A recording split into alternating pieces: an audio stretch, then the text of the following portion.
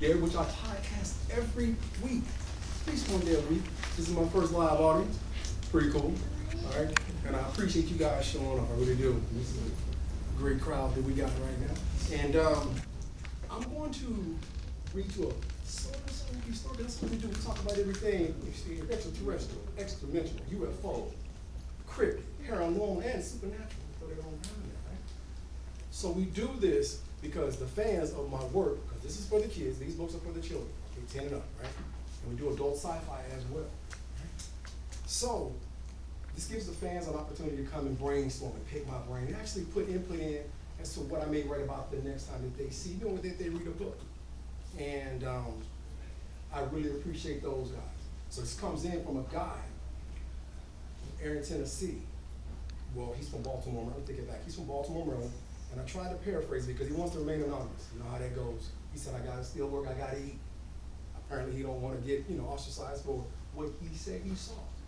Now, is there any truth to it? I don't know. But the opportunity is there to speak about what he experienced, and I appreciate that. He's sharing that with me. I'm gonna share it with you guys. He said it was okay to share with you guys. I'm gonna do that. All right? So I titled it, Harry Was the Arm That Grabbed Him. He's from Baltimore, Maryland, as I already mentioned. And he had a massive breakup with his fiance. He caught her cheating during the COVID pandemic when he was out doing his first response duties. So he goes home to see family in Erin, Tennessee, to clear his head and get back on track with his life. As, of course, something like this, if you guys have been through it, you guys know it's devastating, it's very, very hard on the heart, right? So he contacts his brother and lets him know what time he'll arrive. His brother responds, come on in, everything is good, family can't wait to see you. And so he gets there and he tells his brother that he wants to run a marathon and asks him, are there any trails that he can actually use to get the preparation started? He says and directs him 7 miles that way. It's a straight shot. You see the McDonald's, make the right there. They'll take you right on back to the trail. He says, okay. And he also explains about the wildlife that's around in the area of Erin, Tennessee. He says coyotes, possums, deer, basic wildlife. And so my guy is eager to get out on the trail. So he packs water, a few protein bars, a taser. He packs his knife and pepper spray also. So you guys know when you're running, make sure you got something to protect yourself out there on these trails. There's more things out there than just animals. Right? So, when he arrives, it's about 4:45 p.m., he says. He's planning to run about 2 or 3 miles. He gets out of the car, breathes in the country air while looking around, enjoying the scenery. He thinks to himself, yeah, this is going to be a great training run, he says.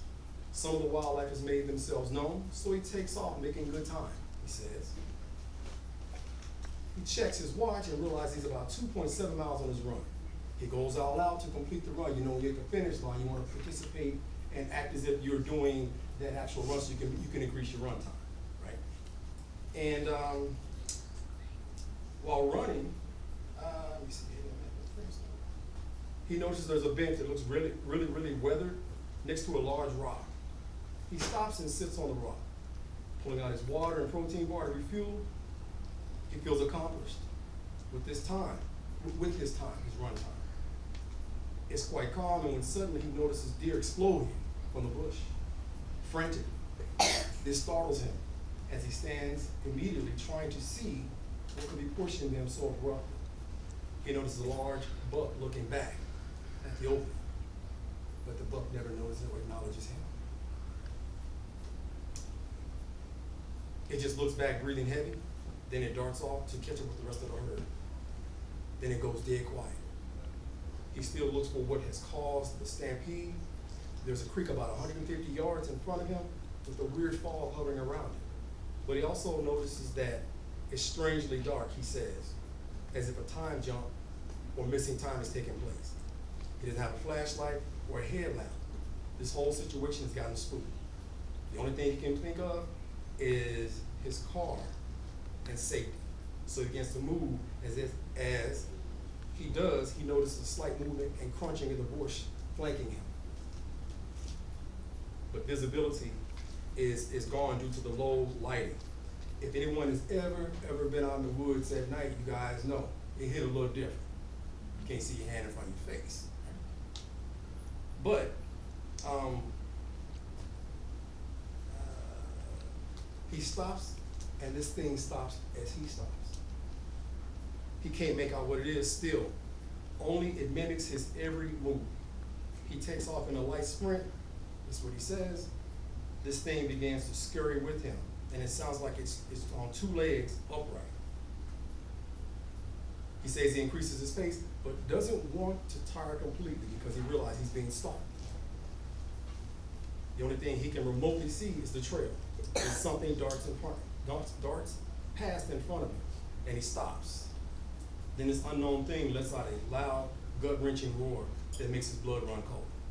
He said it sounded like a loon and a tiger combination. I don't even know what that sounds like. Probably sounds pretty messed up. Which rattled his chest, and he's frozen in place. Suddenly, he's knocked off the trail, and he rolls down into a ditch on the side of the trail. He quickly tries to climb out of the ditch, terrified and stunned, when a powerful, huge arm grabs him by the ankle, pulling him back. He says he grabs his taser and shocks the arm. This is when he noticed the arm was hairy and had the worst smell ever. The thing yells out, but grabs his leg again, closer to his knee. This time, so violent was the second grab that he loses his taser. He proceeds to stab the arm with his knife several times, leaving it embedded in the creature's arm. And it did release him after a thunderous roar. Now he gets up running full speed to his car. The creature gives chase. As he could make out the shape of his car, the thing was closing the gap.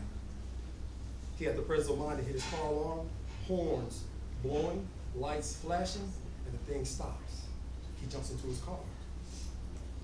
He looks back only to see glowing red eyes staring at him. He floors all the way back to his brother's house. When he arrives, he has an adrenaline dump. If you guys know what that is, it's when you just, you're hyped up, you're hyped, and then you collapse. Almost like when you drink those energy drinks and you go home, you crash. You can't figure out when you crash. That kind of thing, right? So, he collapsed on the front porch. His brother comes out and asks him if he enjoyed the trail. Brother says, no, I didn't. Something tried to kill me, dude. Get out of here. His brother says, well, this is in my blood. I stabbed and fought something big with human-like hands. He showed his brother his leg and his sock, his blood, and weird heroin. I thought you told me about all the things out there. Well, I did, but anything else I thought was just a joke. What, do I look like a joke now? He asked his brother. Suddenly they hear this loud scream off in the distance from where he came from. 7 miles out. This thing is making enough noise they can still hear it. And it echoed. Remember, Tennessee is country. Wide open, right? And does it sound like a joke to you? He asked his brother, does it sound like a joke to you? As they both stare in shock. And at that point in time, all they can do is speculate on what that could possibly be. Now, me personally, I ain't got a clue what it could be. But I write about those kind of things in the books that I write about. And again, something for the kids, sci-fi for the kids, 10 and up, the benefits of a bully, and we do the Foes of God, the Destiny versus Chaos series for the adults. We got some comic books in there as well. But let me ask you guys a question. Would you dare want to be caught out there on that trail like that by yourself because the visibility was gone? He said he had missing time. Missing time. Where have you heard that before?